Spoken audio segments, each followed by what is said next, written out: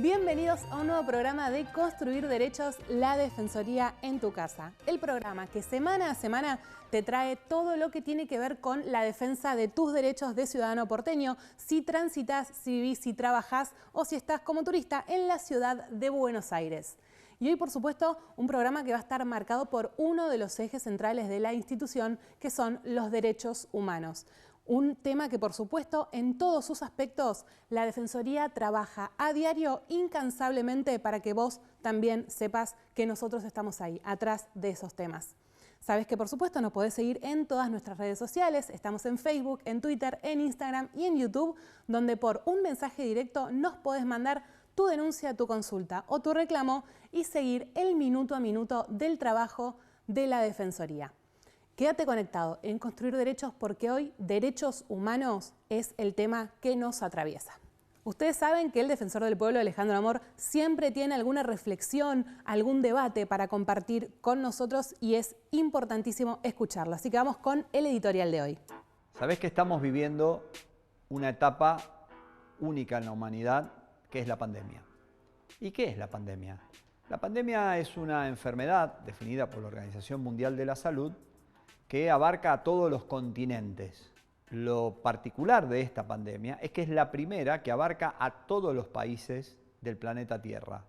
No había sucedido esto con otras pandemias que sí abarcaba a todos los continentes, pero no a todos los países. Después del comienzo de la pandemia, se lanzó lo que podemos denominar una especie de carrera entre los grandes laboratorios internacionales y los países sosteniendo a esos laboratorios para ver quién llegaba primero a la producción de la vacuna. Un salto científico de la humanidad de características extraordinarias. En muy pocos meses se logró que la humanidad contara con varias vacunas, algunas construidas sobre adenovirus, que es una forma tradicional de construcción de vacunas, y otras sobre una nueva modalidad que se llama el ARN mensajero. ¿Cuáles son? Tenés las con AR mensajero, tan meneadas públicamente como las vacunas que se hacen en los Estados Unidos, de Pfizer y de Moderna, y después tenés las vacunas como la desarrollada en la Federación Rusa, en el Instituto Gamaleya, la Sputnik, las vacunas de China, la Sinopharm, la Sinovac, la India, que de la mano del acuerdo con Gran Bretaña, en Gran Bretaña se desarrolló la AstraZeneca y en la India con el Instituto Serum, la Covishield, que es la vacuna AstraZeneca en la India.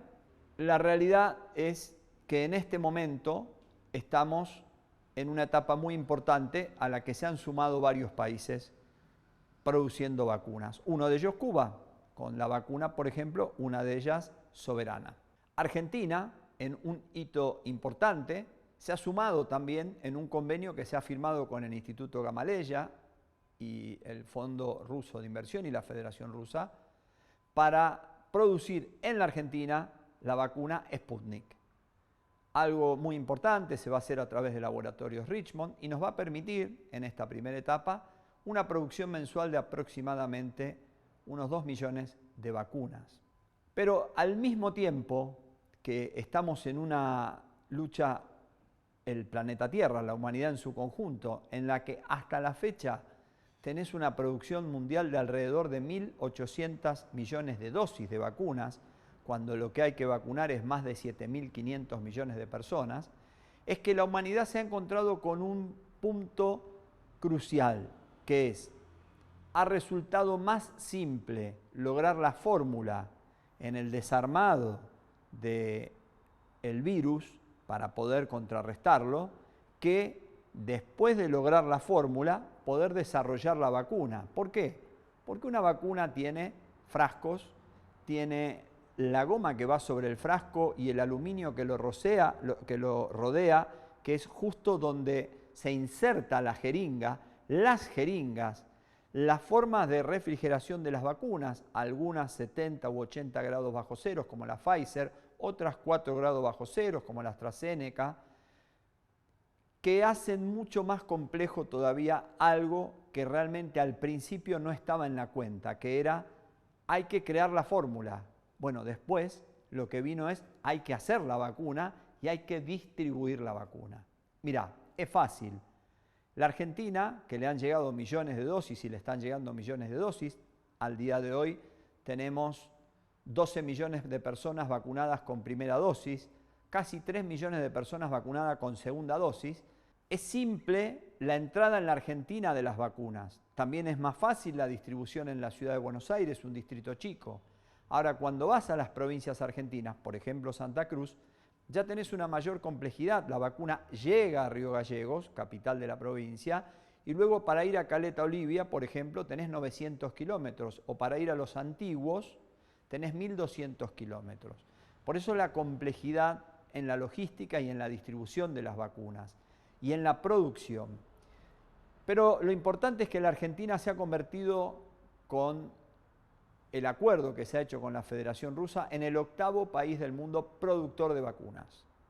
Un paso importantísimo, semejante a las políticas sanitarias llevadas a cabo en la Argentina en la década del 50, cuando Carrillo era el ministro de Salud de la Nación y la Argentina estaba a la cabeza justamente en la prevención a través de la vacuna o de otro tipo de medidas, como por ejemplo el descacharreo, hoy mencionado públicamente mucho para el dengue, pero que en ese momento fue fundamental. Ahora bien, ¿qué es lo que está sucediendo? Se está trabajando, y la Argentina es país pionero en este sentido, en lo que se denomina la segunda generación de vacunas. ¿Qué es la segunda generación de vacunas? Un salto científico hacia vacunas que van a tener mayor perdurabilidad en el tiempo, mayor duración en cuanto a la generación de anticuerpos para las personas que la reciban, y también distintas fórmulas ya no de inoculación por vía de jeringas, de inyecciones, sino que se están probando con spray nasales o con pastillas. La Argentina está desarrollando una vacuna de segunda generación en el Instituto Leluar y la Universidad Nacional de San Martín. Hay 18 vacunas que están en este momento desarrollándose. Estados Unidos, Rusia, Gran Bretaña, Argentina, Cuba, Alemania, que ha entrado también en la producción de vacunas, Australia, China, naturalmente, y la India. 18 vacunas de segunda generación que se están preparando para lo que viene el año que viene. ¿Y qué es lo que viene? La capacidad de un mundo con vacunas que tengan más durabilidad, que abarquen a todas las variantes posibles y cuando surja una nueva variante sea más simple de modificar para atacar esa variante, pero para ir a una producción anual de 11.000 millones de vacunas. Este es el nuevo desafío al que está abierto ahora la humanidad y que la Argentina está entre las 18 vacunas que se están desarrollando para esta nueva etapa. Un orgullo más de la producción y de la capacidad científica argentina, con varios premios Nobel y con trabajos que están siendo considerados en todo el mundo. Un orgullo para la República Argentina. Vamos ahora con la primera parte del informe sobre derechos humanos que Ana Clara Barbosa y su equipo prepararon para hoy.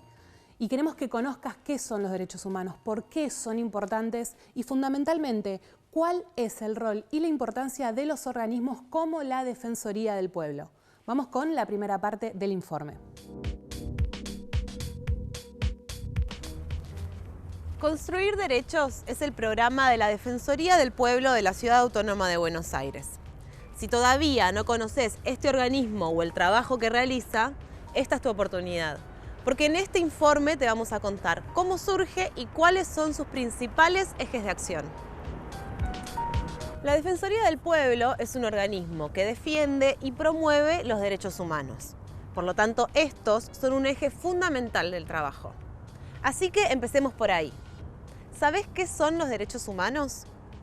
Los derechos humanos son derechos inherentes a todos los seres humanos, sin distinción alguna de sexo, nacionalidad, origen étnico, lengua, religión o cualquier otra condición.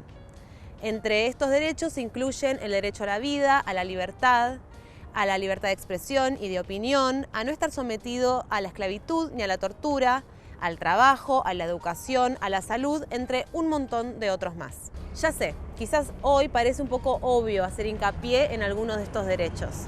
Sin embargo, no hay que naturalizarlos. En nuestra historia hubo momentos en los que se violaron sistemáticamente todos los derechos humanos, como cada vez que se interrumpió el orden institucional con golpes de Estado. Especialmente en el último, entre 1976 y 1983, el Estado violó de manera sistemática y organizada los derechos humanos a través de la privación ilegítima de la libertad de las personas, las desapariciones forzadas, la tortura y la apropiación ilegal de bebés. Fue en este contexto que surgieron y se desarrollaron muchas organizaciones de derechos humanos, tales como Abuelas de Plaza de Mayo, Madres de Plaza de Mayo, APDH, CELS, Familiares de Desaparecidos y Detenidos por Razones Políticas, entre otras, que hoy son referentes por su lucha y por su trayectoria, tanto en Argentina como en el mundo. Durante la dictadura, fueron los familiares de las víctimas y los organismos de derechos humanos quienes, ante la falta de respuesta del Estado, documentaron y denunciaron los delitos y lograron que en la comunidad internacional se hiciera eco de lo que pasaba en el país. Ya en democracia, por el impulso de estos organismos, se logró enjuiciar y condenar a las juntas militares en 1985, derogar y anular las llamadas leyes de impunidad, como fue la ley de punto final y la ley de obediencia debida, declarar inconstitucionales los indultos firmados por el expresidente Menem en 1989 y 1990, llevar a juicio a más de 3.000 personas por delitos de lesa humanidad y lograr que casi 1.000 de ellas fueran condenadas por violaciones a los derechos humanos en el marco del terrorismo de Estado. Muchos de estos juicios aún se siguen llevando adelante en todo el país. Estas organizaciones siguen trabajando incansablemente hasta el día de hoy para preservar la memoria de los crímenes del terrorismo de Estado, para que se conozca la verdad de lo sucedido y para que se haga justicia por las víctimas. La Asociación Abuelas de Plaza de Mayo, por ejemplo, desde sus inicios en 1977 hasta la actualidad, se dedica a la búsqueda de nietos y nietas que fueron apropiados durante la dictadura, ya sea por haber nacido en cautiverio o haber desaparecido junto a sus padres y madres. Entre las acciones que realizan con este fin se encuentran un montón de campañas de concientización y difusión, además de contar con una red por el derecho a la identidad que funciona en más de 40 ciudades de todo el país e incluso en el exterior, en la cual trabajan en la búsqueda de los nietos y de las nietas con otras organizaciones. Además, cuentan con un archivo biográfico familiar para reconstruir la historia de los desaparecidos y desaparecidas y poder transmitírsela a aquellas personas que recuperan su identidad. Actualmente, la Defensoría se encuentra trabajando junto con los organismos de derechos humanos en la digitalización de toda la documentación e información que ellos vienen recopilando desde su fundación, para una mejor identificación y gestión de la misma. Es importante saber que mientras existan personas que desconocen su identidad de origen y su verdadera historia familiar, su derecho a la identidad sigue siendo vulnerado y el delito de apropiación ilegítima sigue vigente.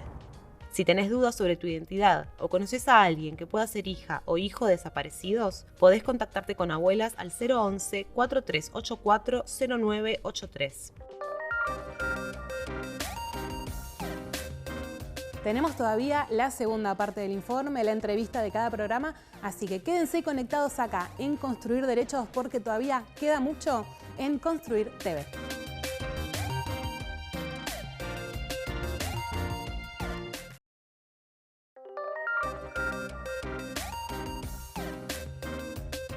Y nos toca seguir hablando de la historia de nuestro país, una historia con mucha lucha y marcada también con mucho dolor.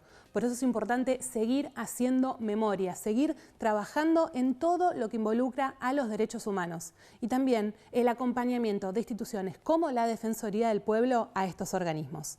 Ana Clara Barbosa y su equipo nos traen la segunda parte del informe. Sigamos con nuestra línea de tiempo. Los años fueron pasando y en 1998 se sancionó y promulgó en la legislatura porteña la ley número 3, que da inicio a la Defensoría del Pueblo de la ciudad, teniendo como referencia la creación de las Defensorías del Pueblo en España. Como dijimos antes, la Defensoría es un organismo que defiende, promueve y protege los derechos humanos y demás derechos y garantías e intereses individuales y colectivos previstos en la Constitución Nacional, la Constitución de la Ciudad y las leyes. La Defensoría defiende estos derechos ante los actos, hechos u omisiones del Estado, los prestadores de servicios públicos y las fuerzas de seguridad. Se trata de un organismo unipersonal e independiente que cuenta con autonomía funcional y autarquía financiera y que además de atender las necesidades de los vecinos y las vecinas, promueve espacios de difusión, debate y análisis crítico en torno de los derechos y su grado de cumplimiento.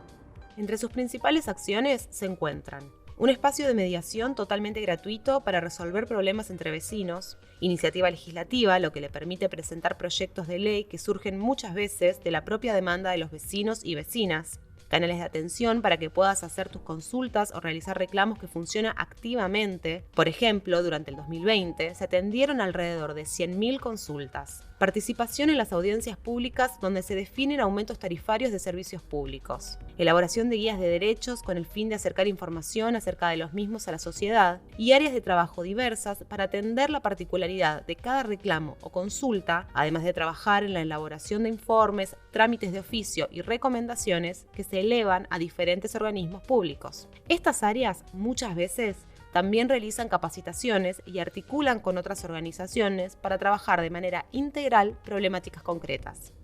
El compromiso de la Defensoría es grande. Por ejemplo, en un año con una situación sanitaria como la que nos tocó atravesar producto de la pandemia por el COVID-19, donde la presencia del Estado fue fundamental, la Defensoría acompañó e intervino para garantizar que todas las personas gozaran de sus derechos según cada situación particular. Además, se realizó un fuerte trabajo recorriendo centros de salud y hospitales para observar cuáles eran las condiciones de bioseguridad y escuchar las necesidades de los y las profesionales que estaban poniendo el cuerpo en la primera línea de batalla contra la pandemia. Desde la Defensoría del Pueblo hay un fuerte compromiso por apoyar y fortalecer las políticas de memoria, verdad y justicia, así como de monitorear el cumplimiento de las políticas públicas referidas a cada uno de los derechos fundamentales enmarcados en los tratados internacionales de los derechos humanos, tales como el derecho a la libertad, a la vida, a la seguridad, a la igualdad, a la alimentación, a la vivienda, a la educación, a la salud, a la cultura, entre muchos otros derechos básicos. El resguardo y la protección de estos derechos es un trabajo fundamental en la búsqueda de una vida más digna y justa para todos y todas. Por eso, si te maltratan, te discriminan o te niegan un derecho, acércate a la Defensoría del Pueblo. Tenés quien te defienda. Y como en cada emisión, Alejandro Amor entrevistó a una persona que es referente en la lucha por los derechos humanos. Por eso para nosotros es muy importante compartir hoy con ustedes la entrevista. Bueno, tenemos el placer de contar hoy con nuestra querida amiga y compañera, ejemplo de lucha, Tati Almeida. Tati, ¿cómo te va? Bien, querido, bien. Mi querido pariente, como lo decimos nosotros, ¿no? Así Nuestras es. causalidades. Muy bien, Alejandro. Encantada, ¿te imaginas de estar con vos? Porque mi madre, qué flor de defensor del pueblo que sos vos, ¿eh? Es fantástico. Tati, quería, obviamente lo que te voy a mostrar, sé que es tu vida, es tu alma, es tu amor, y bueno, lo tengo en la mano y por eso quería realmente preguntarte justamente este libro que me lo regalaste. Cuando Alejandro desapareció el 17 de junio del 75, ¿cómo era tu vida hasta antes de la desaparición de Alejandro? Bueno, mira, querido, cada madre tiene su historia personal, ¿viste? Y yo pienso que si no hubiera sido Dios mío, nada más y nada menos que por la desaparición de nuestros hijos, no nos hubiéramos conocido, porque cada una tenía su familia, sus amistades, su profesión. Yo también caí en la escuela pública, así que soy docente, jubilada, y te juro, Alejandro, nunca pensé que después de tantos años iba a seguir haciendo docencia por la vida, con un pañuelo blanco en la cabeza, ¿viste? Yo tenía 45 años cuando se lo llevaron a Alejandro. O sea, 45 años que viví en una burbuja. Y justamente yo tengo 3 hijos, Jorge, Alejandro y María Fabiana. Alejandro vivía conmigo, él estaba, y con Fabiana. Él estaba cursando primer año de medicina, trabajaba en el Instituto Geográfico Militar, el director Santiago Omar Rivero. Y un día, Alejandro llegó el 17 justamente de junio, llegó de la calle y me dice, mira mamá, yo no voy a trabajar mañana porque tengo un parcial. Esperate, ya vengo. Yo te cuento que Alejandro, él me cuidaba, me preservaba. Él no me contaba nada de su actividad, digamos, él de su militancia. Él militaba en el ERP. Pero ya te digo, yo no tenía idea de nada. Le digo, bueno, apurate, querido, que ya es tarde. Fue lo último que escuché de Alejandro. Alejandro, cuando él no venía a dormir, me dejaba un papelito, me decía, no vengo. Yo no encontré nada al otro día, cuando me levanto. Pero en un mueble encuentro una agenda de teléfonos y en las últimas 24 hojas, poesías, 24 poesías. ¿Te imaginas? Las leí, las volví a leer. Una que me dejó a mí es una despedida, una despedida. Él sabe, hay una poesía que me la dedica a mí, ¿viste? Por si algo le pasa. Bueno, es tremenda, es una despedida. Él sabe que lo van a matar. Bueno, cuando leí una y otra vez esas poesías, yo ahí recién, Alejandro, empecé a conocer la otra faceta de Alejandro, ¿viste? Su compromiso, su repudio por la injusticia. Hay una incluso que es cuando la masacre de Trelew. Ahí tenía 17 años. Bueno, yo por eso digo, al principio, años 75, qué sé yo empecé por mi cuenta sola a tratar de averiguar algo, ¿viste? Yo me acuerdo que alguien me dijo, Tati, tenés que ir a la liga. Y yo dije, ¿a la liga de las amas de casa? Claro, yo no tenía idea que existía la Liga por los Derechos del Hombre, ¿viste? Yo me acuerdo, y con uno de mis cuñados, porque te aclaro, mi familia, a pesar del gorilaje, pero a mí me ayudó mucho. No porque compartieran nada, sino porque era Alejandro, ¿entendés? Porque hemos sido siempre una familia muy unida. Entonces, como mi padre, que falleció en el año 1961, era un oficial de caballería, lo fuimos a ver a Arguindegui con uno de mis cuñados, que en ese momento, en el año 75, era el jefe de policía. Nosotros fuimos a ver, que había sido oficial de mi padre, ¿viste? Así que yo lo conocía. Entonces le digo, mire, Arguindegui, en fin, yo no sé si usted podrá hacer algo, porque hace días que uno de mis chicos, bueno, no viene, no sé nada. ¿Y qué me dijo? Señora, no podemos hacer nada. Son los peronistas los únicos culpables. Yo, gorila, digo, por supuesto, son los peronistas. Ahora, ¿sabes qué pasa, Alejandro? Yo, por ejemplo, Camps, de Paraná, yo soy Uranga por parte materna, ¿no? Así que yo lo conocía de jovencita. Galtieri, jefe de mi hermano coronel. Salíamos, íbamos a comer.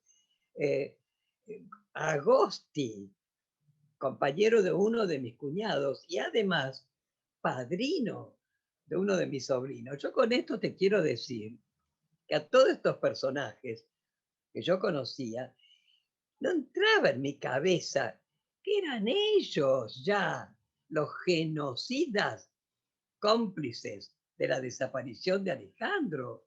Yo no podía concebir, ¿cómo será que después de muchos años, un periodista se acercaba un 24 de marzo, ¿no? Entonces me preguntó, Tati, ¿qué sentiste vos el 24 de marzo del 76? Yo digo, mirá, yo te lo voy a contestar con la mente de la Tati de antes, porque si bien yo estoy feliz de haber parido a mis 3 hijos, pero Alejandro me parió a mí, parió a Tati Almeida, y es lo que le dije a este periodista, pero yo debo contestar con la mente de antes de ser parida por Alejandro. Yo lo he contado muchas veces, lo que dije ese 24 de marzo. Al fin se van estos negros de mierda y vienen mis conocidos y yo lo voy a recuperar, Alejandro. Es lo que yo creía, ¿entendés? Por eso a mí me costó, ojo, mucho acercarme a madres. Te Gracias, quiero mucho, Ale. Tati. La verdad que sos el ejemplo de la vida para todos nosotros. Ojalá podamos hacer un poquito de todo lo que hicieron ustedes. La verdad, muchísimas gracias. Y lo están haciendo, ¿vale? Desde ya. Así que al revés, vos me das las gracias a mí, pero yo te doy las gracias a vos, en nombre de todas las madres, pero sobre todo de Alejandro y de los 30.000. Gracias, porque haces memoria, ¿eh? Muchas gracias, querido. Gracias por haber compartido otro programa de Construir Derechos con nosotros. Un programa que hoy estuvo atravesado por los derechos humanos, como está atravesado el trabajo diario de la Defensoría del Pueblo. Así que si crees que están vulnerando alguno de tus derechos, si tenés alguna duda o consulta sobre lo que viste en este programa o en otros, podés comunicarte con nosotros por nuestras redes sociales y por supuesto en nuestra web www.defensoría.org.ar. Nosotros seguimos compartiendo información con ustedes, pero va a ser en un próximo programa, así que nos vemos pronto.